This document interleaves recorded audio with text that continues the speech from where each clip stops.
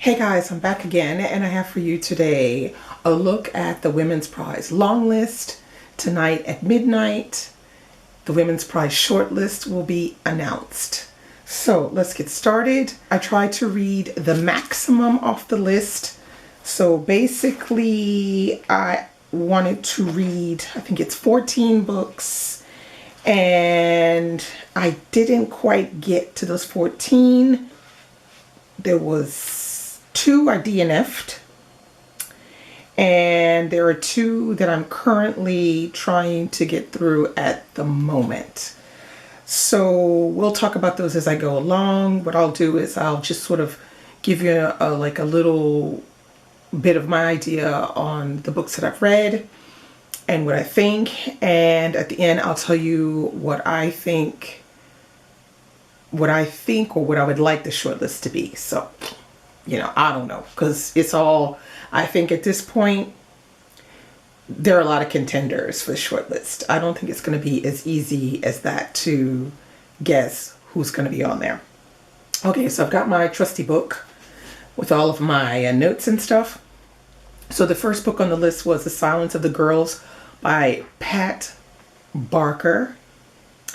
And I didn't read this one because I said, no, one mythological retelling is enough. Okay, so this one, it talks about, it's like the retelling of Achilles and Agamemnon.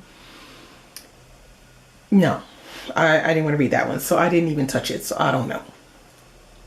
Second book on the list is Remembered, and this is a debut novel by Yvonne Battle Felton, and this was excellent.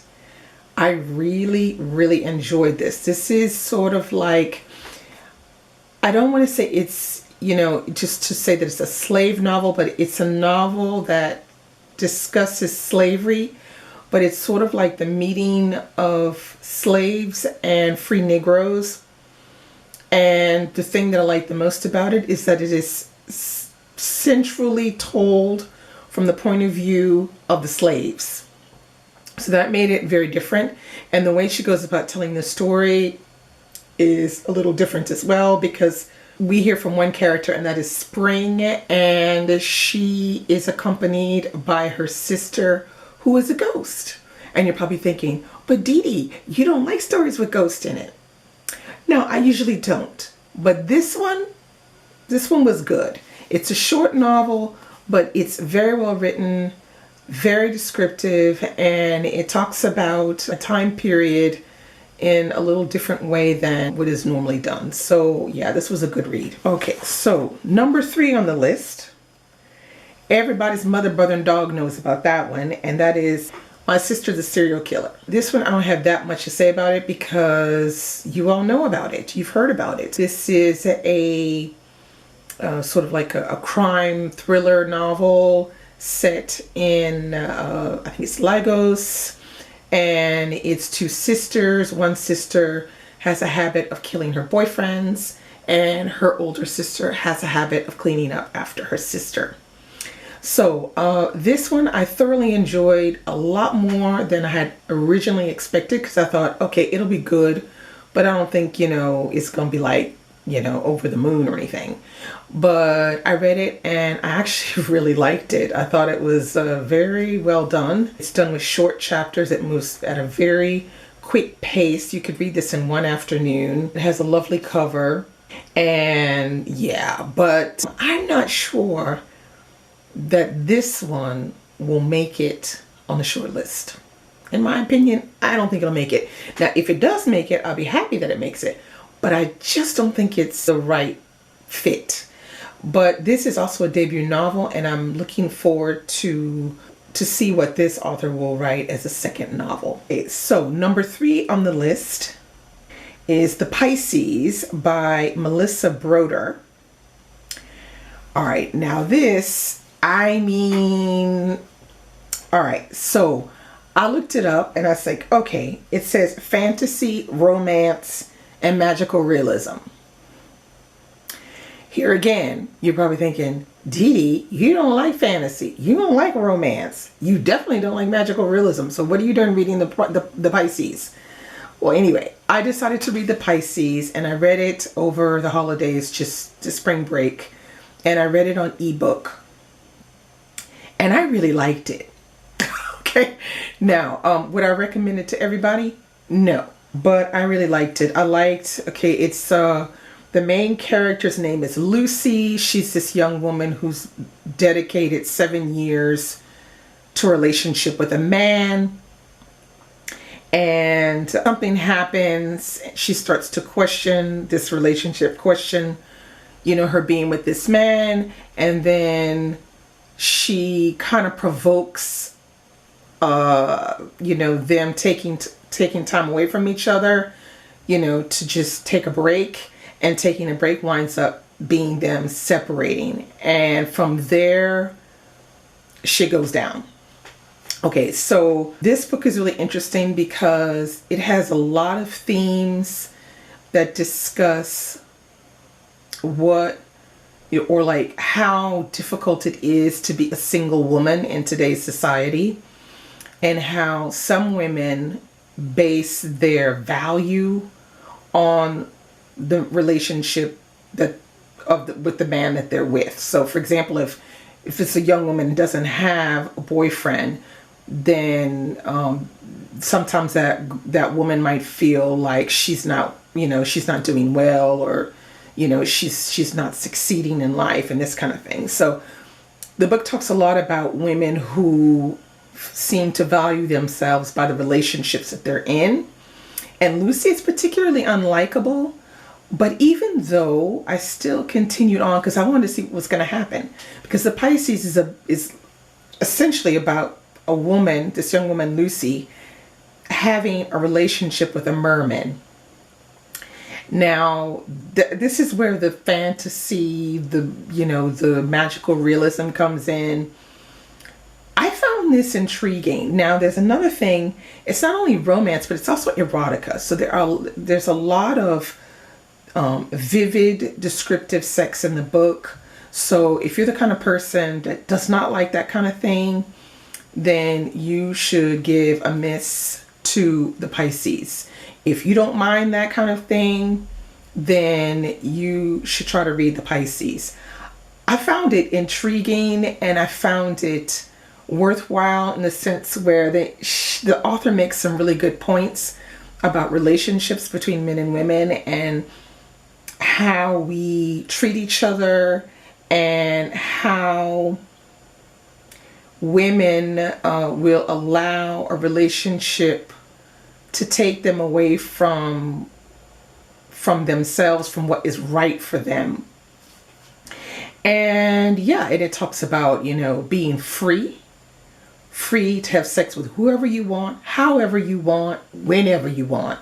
And that's something that we don't talk a lot about in society, because we're very much into the typical, you've got to have a husband and this and that and the other. And this book explores a little bit of that as well. And I think this is why some people find this book polarizing as well. I see a lot. I saw quite a few people that said they didn't like it. Once I had read it, I hadn't really looked before, but once I had read it, I was like, this is good, and it flew by. It reads really, really fast. So the Pisces, that's number 4 on the list. All right, the next book on the list is Milkman by Anna Burns. Now, I read Milkman last year, or should I say I listened to Milkman last year. And this is a book that takes place in a village in Ireland, and it's during what they call the Troubles, which is the period with the IRA. The book is, in my opinion, I would suggest that you listen to it, because I'm not sure how easy or how interesting it would be to just read it. I think you would get a little tired maybe halfway through, but I found that listening to it worked very well for me. The audiobook is very good because the person that's reading it has a typical Irish accent, and all of the intonations and everything is done correctly. It is a very, very good book because it explores life in a small village and how that can be claustrophobic in the sense where everybody knows what everybody is doing. Everybody's is judging everyone. People are not doing and acting, or should I say, people are not doing what other people think they're doing. They're doing something else. Yeah, it's one of those books that when you're listening to it, it's almost like a mystery in a way because of the way it's told. You know, you don't hear a name, you hear Milkman, and you continue with that through the book. So it's really interesting how that works in the telling of the story.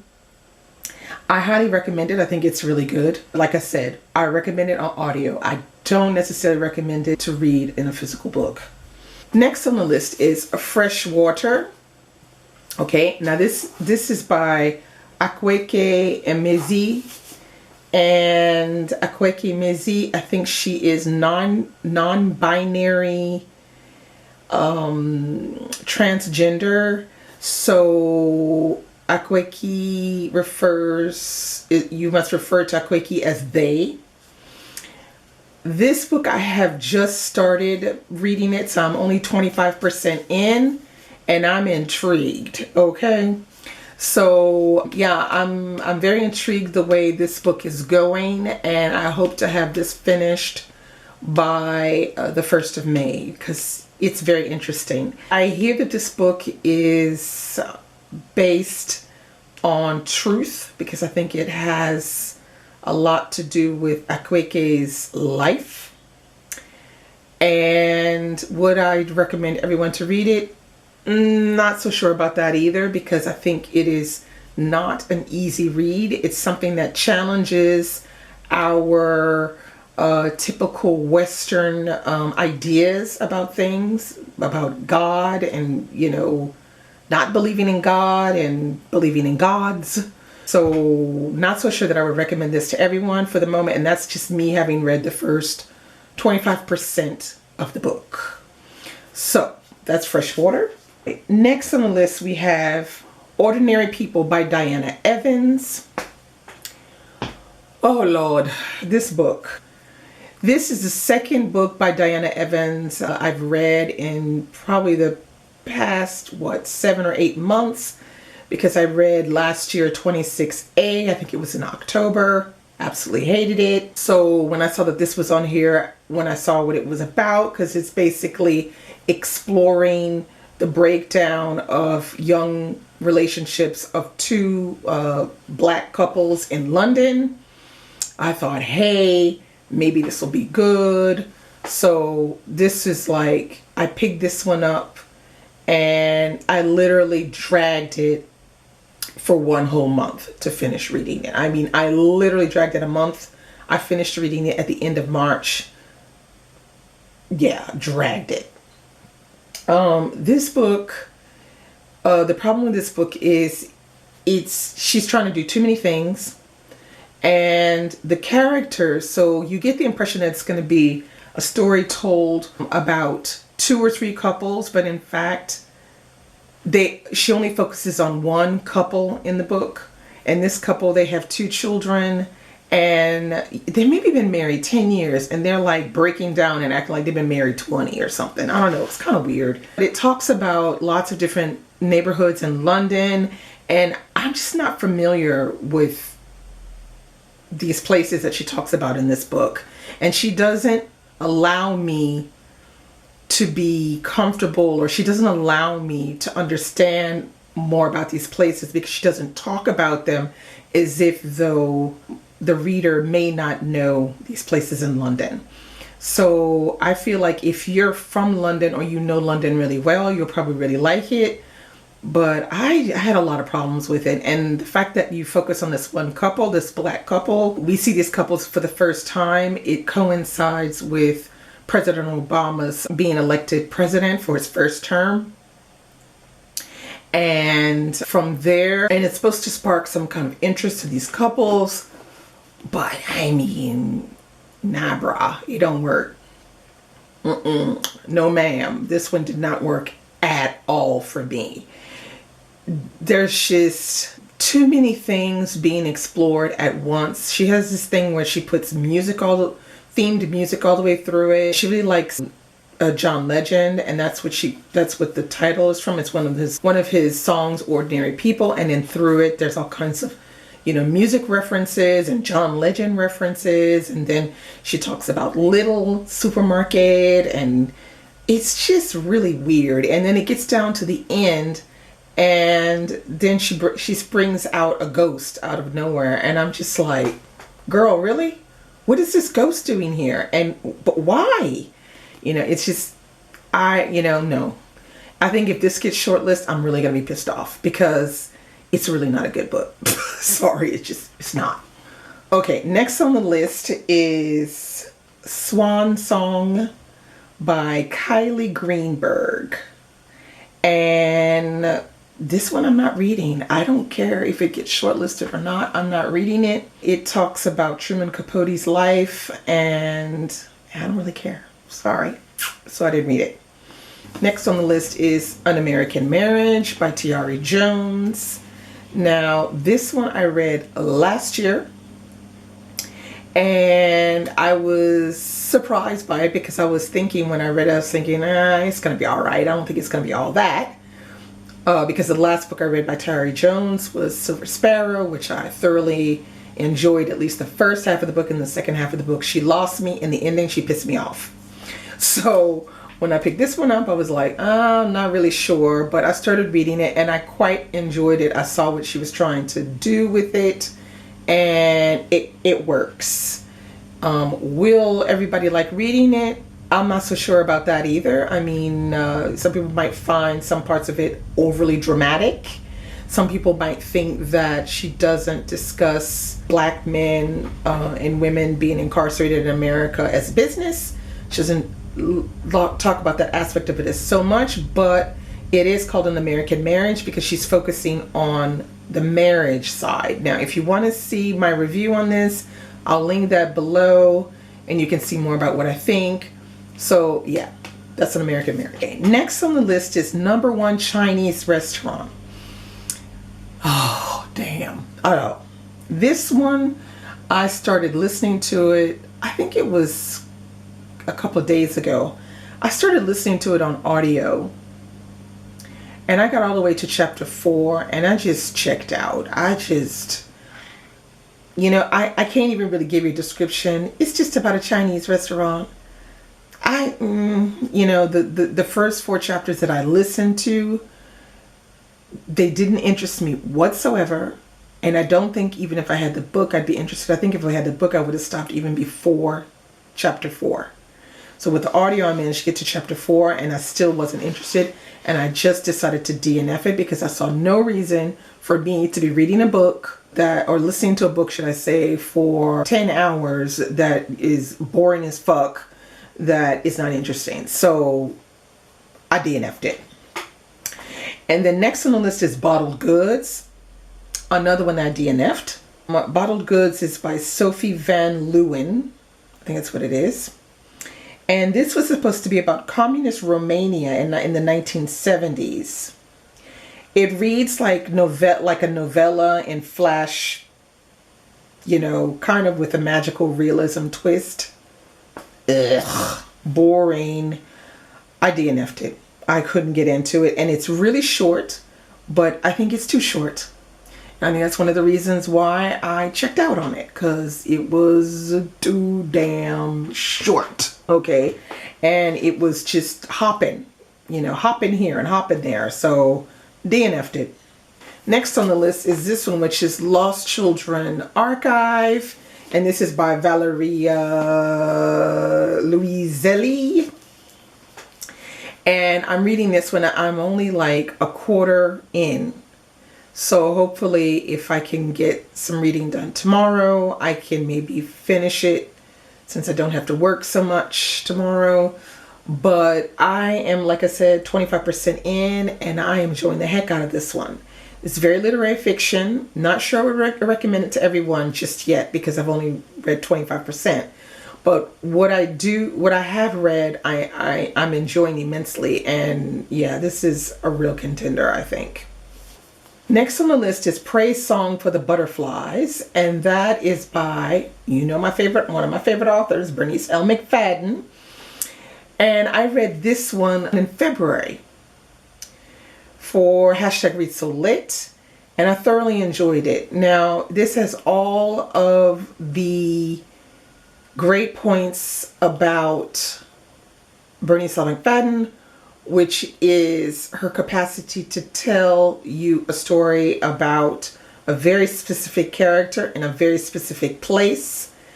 She does it with using the words that are necessary, and she does not drag stuff out, and she does not have you, sifting through 50 extra pages that don't need to be there. She tells you the story, and this one is a really gripping story of Abeyo, a young African girl who is sold into slavery, servitude, to pay dues for the bad things that her family did. And fantastic. If you want to see my review on that, I'll link it below. I highly recommend this one.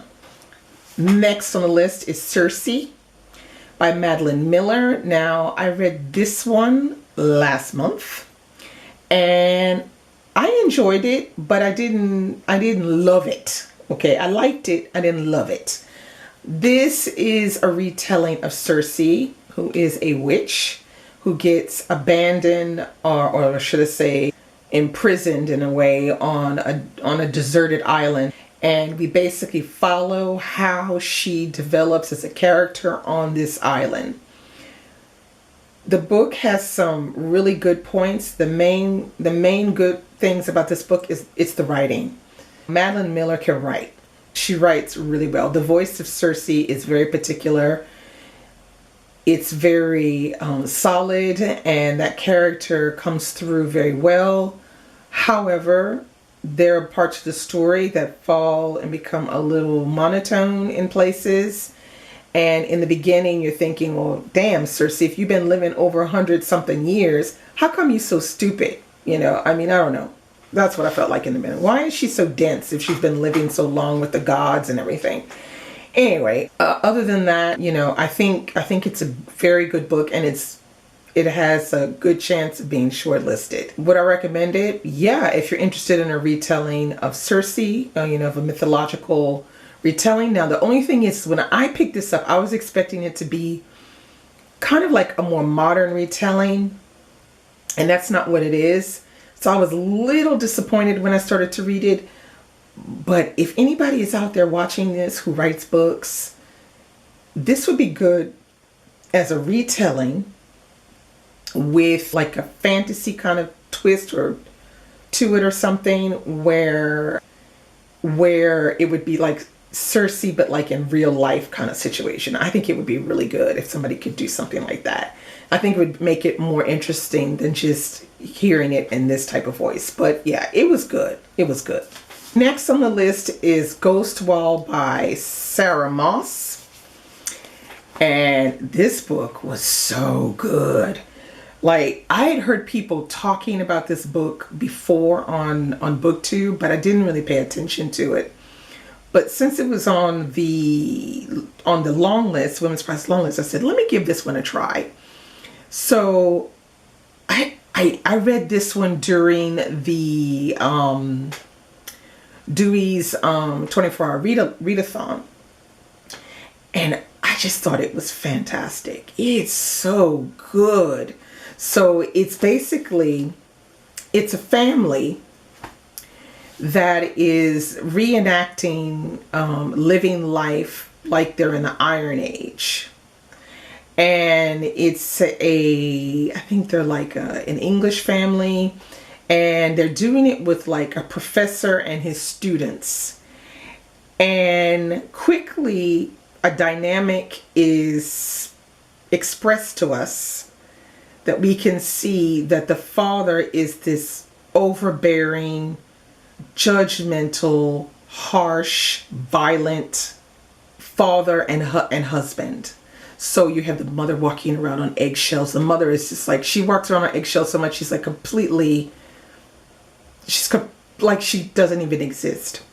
And the daughter is a teenager trying to grow up and trying to do what teenagers do, which is to spread their wings and become independent. And her father is bearing down on her and is violent and hits her and stuff like that. This is an interesting book because 2 levels of this book. I hear a lot of British people talking about it kind of reminds them of the Brexit moments that we're going through right now with the nationalist against everybody else.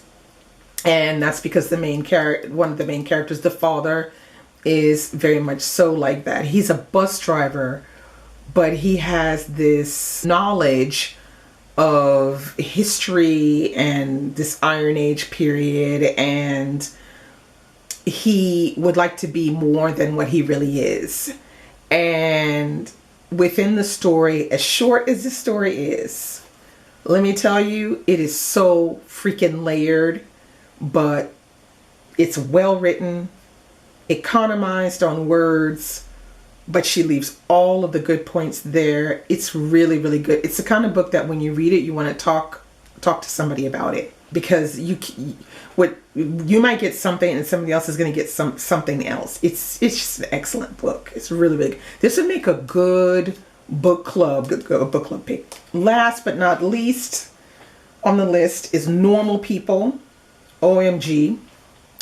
Normal People, I read that book during the spring break holidays. So I just came back from the spring break holidays, and I read Normal People by Sally Rooney, I think her name is, and I hated it.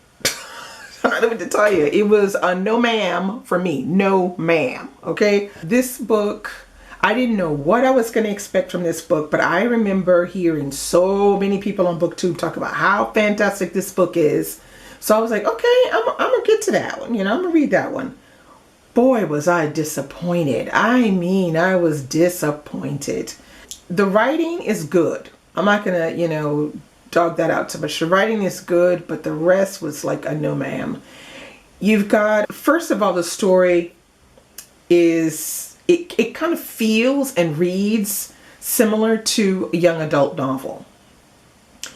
Being that I don't like reading young adult novels in particular, if I do read one, it better be good. But this isn't even supposed to be a young adult novel, and that's what kind of trips me up a bit. So you have the main characters, you have Marianne, and then you have Connell. And so Marianne and Connell, we see them in the beginning of the book as teenagers. They're about to, get their A levels or whatever. So they're in end of high school, and they're both very, very smart. Marianne is from the wealthy, she's from a wealthy family, and Connell is being raised by a single mother who is the maid for Marianne's family. So Marianne and Connell, they see each other at school, but they're not friends.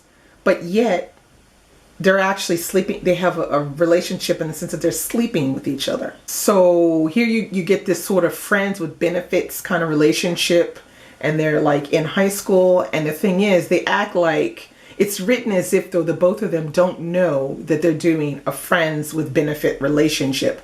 So it kind of feels, there's something that doesn't feel right. And also another thing that doesn't feel right is when you start the book, you feel as a reader as if though you have been dropped down in a situation and you're having to kind of figure out, where are we? What are we doing? Who are these people? What's happening? So when you're dropped down in that situation, you're not really sure. You feel like you're like the person that's in the room. Everyone knows the joke except for you. So it takes you a couple pages to get into what's really happening. But as the book goes on, more and more stuff happens. So we see them go from high school, then they go to the same university, and they continue the same shit that, this pretending like they're not friends other than just, here or there.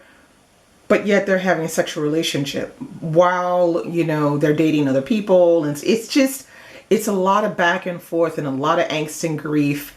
I'm too old for that.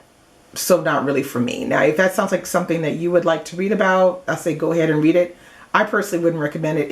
It was a real waste of time for me. It was 10 hours. I can't get back. I expected something a lot better. The only good thing about it is the writing and the way she gives the point. She'll do a point of view from Marion and a point of view from Connell, but without it being like you're hearing the same thing twice. You know, so where Marianne leaves off, Connell picks up. That part was good, but the rest, no ma'am, not for me. I was just not interested. And God help me, Jesus, I hope this one is not picked for the shortlist, because if it is, I'm just gonna have to scratch my head and wonder why. So let's look at the books that I think should be longlisted or could be longlisted. Could be, or I think I want to be shortlisted. So, all right, the first one I think should be on the shortlist is Remembered by Yvonne Battle Felton, because that shit is the bomb. I don't care what anyone says. I heard somebody say, oh yeah, but there's two characters with the same name. There's a reason for that. There's a historical reason for that. But anyway. Then I would say number 2 would have to be Milkman by Anna Burns. And then I'm going to go with Lost Children Archive by Valeria Luiselli. I'm going to go with Praise Song for the Butterfly, Bernice L. McFadden. And I'm going to go with Circe, Madeline Miller. And Ghost Wall, Sarah Moss. So those are my picks. Now, I'm going to give myself a bonus one, and I'm going to put Freshwater by Akweke Emizi, because I think it could possibly make it on, but I would prefer it didn't make it on, and I'll tell you why. Because for me, Akweke Emizi refers to themselves as they, which means her or she isn't going to work for that author. So then I'm saying, well, if she's non-binary, why is she on a women's prize long list? That's kind of weird. I don't know. That's something I haven't quite been able to stretch my head around. Let me know down below what you think about that. Kind of strange for me. But the writing of the book is pretty good, and it could wind up on, I think, on the short list. So yeah, so those are the ones, you know, for me, it's Remembered, Milkman, Lost Children Archive, Praise Song for the Butterfly, Circe, and Ghost Wall. So that's all I have for you today. Check out the short list. It's going to be announced tonight at midnight. So if all is well, maybe I'll stay up till midnight reading, and I will catch the announcement on Twitter if possible, if it's being shown live, or maybe on YouTube. Let me know below if you're following this prize very closely. This is the first year I followed it really closely in a long time, and that's because I was over the moon by the diverse list that the Women's Prize long list was this year. It hasn't been this diverse in years. So yeah, let me know below. Let's discuss this they, Akweke Emizi, and you know, the Women's Prize nomination on the long list, even though Akweke says they instead of she. And let me know what you're thinking will be the short list for you. So that's all I have for you today. I will be back with another video real soon. Bye.